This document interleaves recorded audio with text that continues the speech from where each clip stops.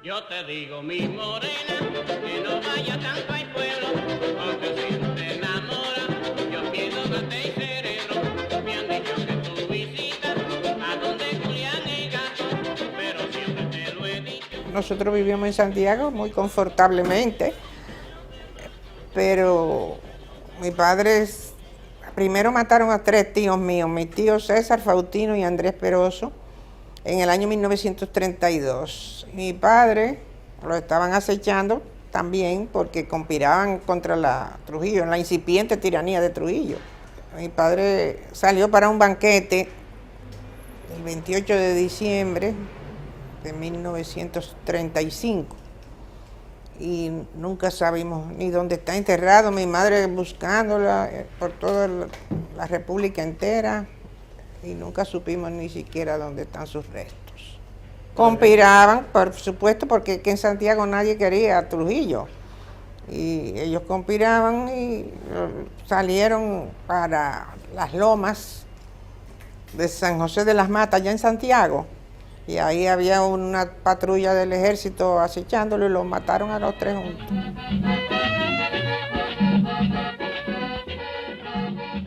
En enero del 60 se declaró la persecución trujillista porque se descubrió el movimiento clandestino. Nos cogieron presos, nos llevaron presos a la 40, el día 21 de enero del 1960. Hubo una detención masiva de personas que estábamos, ¿verdad? Queríamos cambio del régimen trujillista. Y me fueron a buscar a las 3 de la mañana en un camión, en 3 carros Chevrolet, me recuerdo, un oficial de la Gestapo alemana, se llamaba Benjamin Scott, que se había refugiado acá y fungía, era pintor, decía que era pintor. Evidentemente estaba al servicio del régimen de Trujillo, porque Trujillo se alimentaba de los oficiales hitlerianos y de Mussolini, etc. Entonces, era un régimen fascista y desde luego a través de Franco en España lo imitaban mucho, llevaban muy buenas relaciones.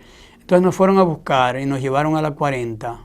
Allí una verdadera experiencia. Lo primero que hacían era desnudarte completamente a todo el mundo. Las solitarias fueron construidas como parte del sistema de tortura, ¿no? Y por la noche iban la gente de seguridad, usted con un foco, usted fulano, usted fulano, usted fulano. Cerraban la puerta, usted fulano. Era para mantener inquieta en zozobra. Pensé muchas veces que me iban a asesinar, que me iban a matar. Por el pasillo pasaban en un cerón los cadáveres de las personas que mataban. Y por el ruido, por las fricciones, ahí llevan uno, ahí llevan uno, ahí llevan uno. Yo estuve 2 meses en eso. De ahí me pasaron a las Solitarias Claras. Solitarias Claras era que tenía una ventana más grande. Y coincidió que frente estaba el grupo del doctor Fellito Esteves, de Moca. Hicimos muy buena amistad. Valiente. Ese gran líder, Fellito. Ah, sí. Entonces esas personas, según me contó él, los trajeron a toda la familia desnudos en un camión con arena, dando esos vueltas y cayéndose. Después sacaron a algunos familiares, lo dejaron a ellos junto con su tío, don Bocho, un anciano que me daba una pena verlo, que no tenía nada que ver con eso, pero ya triste, muy anciano, la cabeza completamente cana. Ahí estaba también el chofer, porque ellos trataron de irse a Haití, pero fueron atrapados, ¿no? El chofer que condujo el carro estaba ahí también y murió de avitaminosis, del hambre. Entonces, recuerdo, ya yo no estaba ahí, sino en otra celda, cuando lo llevaron al hospital. El hospital no era tal hospital. Le podían dar una aspirina si acaso, pero eso no funcionaba como hospital. A empujones y a patadas hasta la puerta del hospital y al otro día murió. Murió, hizo una confesión: ¿qué he hecho yo en la vida para haber merecido esto? Patético aquello. Me montaron en los 3 carros que estaban parqueados frente a la casa, me montaron en el del medio y ahí estaba Benjamin Scott y estaba José Israel preso, muy magullado, muy maltratado. Entonces yo me sorprendí cuando lo vi sangrando y lloroso y torturado. Entonces José Israel me dijo, bueno, mira, Liberto, me explicó, esto es así, no te preocupes si te interrogan de manera muy brusca, tú le dices la verdad, no te preocupes, tú no tienes que ocultar nada, y nos fuimos a la 40. Bueno, ahí inmediatamente me recuerdo que encontré al doctor José Fernández Caminero, que me impresionó porque era un hombre ya maduro, con una cabellera cana, muy abundante, completamente desnudo, y aquella figura, y al padre del actual vicepresidente, Alburquerque Saya Bazán, pero no me recuerdo del nombre de pila. Era un señor mayor ya, muy mayor.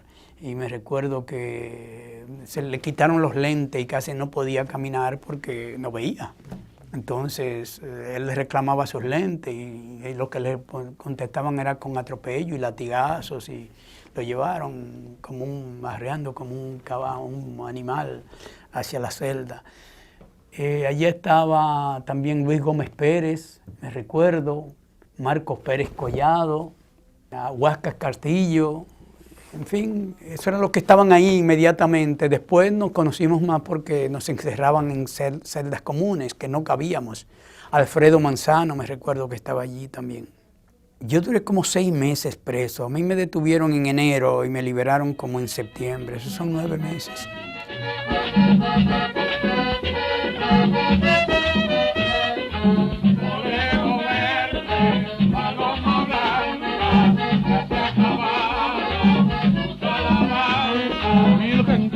Gracias, compañera mía, tú para tu casa. Cuando nosotros llegamos al exilio, nosotros habíamos visualizado desde aquí el exilio como un todo, porque de ese monstruo había que salir, y cuando uno tiene que quitar de en medio un escollo tan poderoso, yo creo que lo que hay que hacer es unirse, aunque sean ideologías diferentes.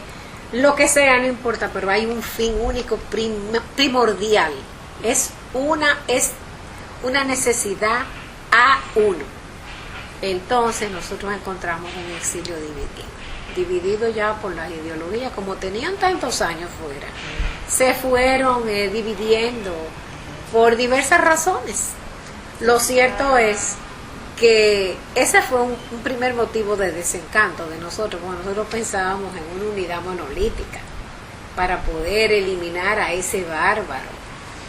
Entonces, bueno, pues ahí comenzaron también las diligencias para buscar armas, porque el único afán de nosotros era encontrar con qué luchar, porque con las manos peladas no se puede, sobre todo con una bestia parecida. Entonces nos prometían, tuvimos contacto con los venezolanos, con los norteamericanos, la gente del FBI nos visitaba, pero nos ofrecían armas, pero nunca llegaron, nunca las tuvimos. Entonces un grupo se quedó en Venezuela, que ese grupo sí recibió en una finca llamada Choroní un entrenamiento militar, pero ya también ahí había grupos divergentes. Entonces viajamos a Guadalupe, viaje a Guadalupe, viaje a Curazao, viaje a Puerto Rico con un grupo de compañeros. ¿Y qué va? Algunos regresaron anticipadamente, o sea, antes que ellos regresaron. Luis Gómez regresó de Curazao, ese estuvo en Venezuela, Fidelio de Pradel, Juan Miguel Román, esos regresaron antes. Y yo en Nueva York regresé después que mataron a Trujillo. A él lo mataron en el 61 y yo vine en enero del 62. Yo regresé a mi país. Pero aún en esa época había impedimento de entrada para mí. Los gobernantes que le dieron apoyo al exilio dominicano, Grau San Martín le dio el apoyo hasta cierto límite a los exiliados con la conformación de Cayo Confite. Posteriormente él le retiró el apoyo por presiones norteamericanas, pero en principio sí le dio el apoyo para la creación del proyecto de invasión de Cayo Confite. Ellos sí le dieron ese apoyo. El propio Pío Socarrás posteriormente le dio apoyo a un sector muy importante del exilio dominicano. Posteriormente, ya con el golpe de Estado que se le dio a Batista, que dio Batista a Pío Socarrás el 13 de marzo del 52, ya ese apoyo del gobierno batistiano a los exiliados no era el mismo. Ya nosotros no teníamos la confianza. Tan es así que tanto Bosch como Miolán, como nosotros mismos, mi padre y yo tuvimos que asilarnos en la Embajada de Venezuela para salir exiliados a Venezuela, de regreso. Desde Cuba, en el 58. Porque nosotros estábamos vinculados a través de un amigo de los dominicanos llamado Armando Pérez, un individuo que posteriormente salió al exilio en Miami, creo que vive, o no sé si murió, supongo yo que esté muerto porque era adulto. En esa época nosotros tuvimos que asilarnos en la embajada porque estábamos muy ligados a través de Armando Pérez al directorio universitario, estudiantil universitario. Nosotros estábamos muy ligados a ese directorio. Posteriormente nos fuimos a Venezuela y ahí en Venezuela también encontramos tanto nosotros llegamos a Venezuela a raíz del año 1958, octubre, si mal no recuerdo, del 58, y ahí nos encontramos ya con Wolfgang Larrazábal como presidente de facto. Era un presidente de facto como consecuencia del derrocamiento de Pérez Jiménez, del dictador, del tirano Pérez Jiménez. Ahí también nosotros encontramos el mismo ambiente político y personal con los dominicanos, un poco más ampliado, pero eran parte de las mismas personas que estábamos en La Habana. Yo me gradué en el año 1945 de abogado. No pude ejercer porque nunca me dieron el exequatur. Entonces, en el año 50, después de pasarme 5 años sin exequatur, sin poder trabajar, decidí irme fuera del país. Y logré irme y me fui a Puerto Rico, donde viví 1 año y medio. De ahí en adelante seguí y me instalé en Nueva York y el resto del exilio lo pasé en Nueva York. 12 años, yo pasé 13 años en el exilio. Había muchísimos presos políticos, muchos. Y vi una comisión de la OEA y Trujillo lo soltó a todos, naturalmente con idea de cogerlo cuando se fue a la comisión. Y yo aproveché para solicitar inmediatamente el pasaporte. Me lo dieron seguido y me fui a Puerto Rico.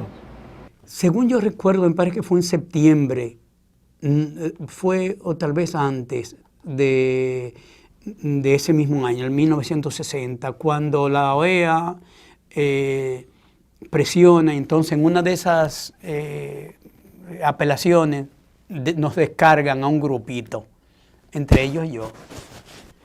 Entonces yo al salir de eso, yo salí muy traumatizado por la experiencia y dormía todos los días en una casa distinta, ese tipo de cosas, pero de todas maneras me pusieron, me recuerdo una gorda que se movía en una motocicleta a vigilarme, y iba al sitio donde yo trabajaba a que le hicieran trabajo para verme a mí y hablar conmigo, y después me enteré yo que la habían matado, la habían linchado en la calle a ella, pero yo no sabía que ella iba a eso a vigilarme.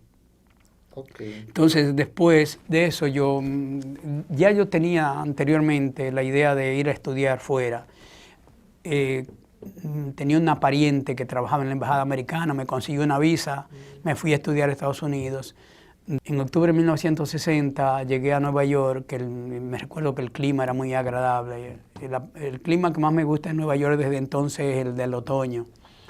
Y ahí me quedé viniendo a veces después de la caída de Trujillo, estudiando primero en Nueva York, en la Universidad de Nueva York, y después en la Universidad de Ohio.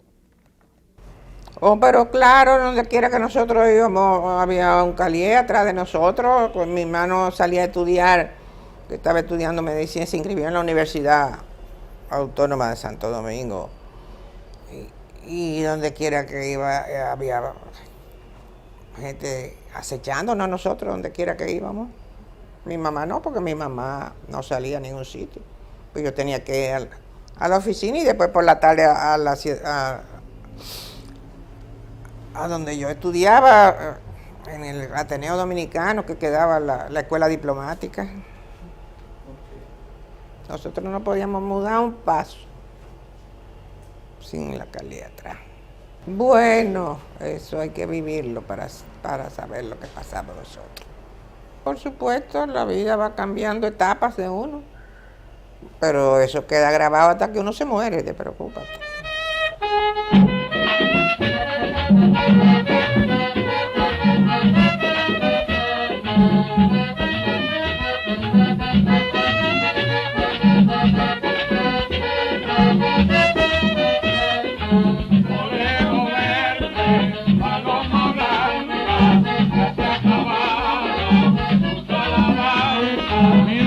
Alta gracia, compañera mía, tú para tu casa, yo para la mía. Olivo verde, paloma blanca, gracias para la alabanza. Ya llegó la aurora de madrugada.